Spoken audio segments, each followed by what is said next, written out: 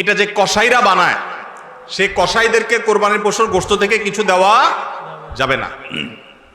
এখন আপনি বলবেন, ভাই কেমন কথা, যেই বেচারা কোরবানির পশুটা জবে করলো, সরি গোশতটা প্রস্তুত করলো, চামড়াটা ছিললো, এত কষ্ট করে বানাইলো, গোশতগুলো সব নিয়ে বাসাতে উঠে যাবো আর তার কিছুই দেবো না, কেমন হয়?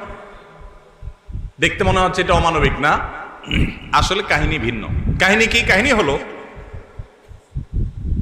কোরবানির পশু আমরা যখন জবাই করলাম বিসমিল্লাহ আল্লাহু আকবার আল্লাহুম্মা মিনকা ওয়ালাক, এটা যখন জবাই করলাম আল্লাহর নামে, তখন এই পশু আল্লাহর নামে জবে হয়ে গেছে। এটা মূলত যেটা বললাম গরিব দুঃখীকে দেওয়ার কথা। কারণ আমরা যখন যাকাত দেই, সাদেকা দেই, তখন কি ওটা নিজে খাইতে পারি? আর তাহলে কোরবানির গোশত তো খাইতে পারার কথা না, কিন্তু আমরা খাইতে পারতেছি কেন?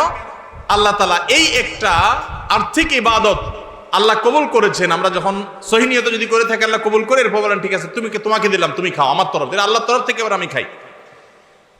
তো এই কোরবানির গোশত এটা বিক্রি করা জায়েজ আছে না জায়েজ নাই? না জায়েজ। কেন জায়েজ নাই? কারণ এটা তো ওই যে আল্লাহ আমাকে হাদিয়া দিয়েছেন গ্রহণ করার জন্য, আল্লাহর নামে দিয়ে দিয়েছি, এটা আমি বিক্রি করার সুযোগ নাই। এখন কসাইকে যদি আমি গোশত দেই পারিশ্রমিক হিসাবে, তাহলে এটা একরকম বিক্রি করার মতো হয়। কিভাবে? তিনি কষ্ট করেছেন, তাকে তার বিনিময় দিলাম, তাহলে বিক্রি করার মতোই হলো।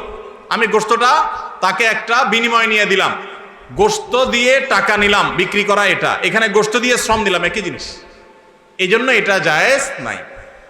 তাহলে কি করবেন? কসাইকে তার ন্যায্য মূল্য দিবেন, একটা গরু বানানোর জন্য যা লাগে তা পুরাটা দিবেন।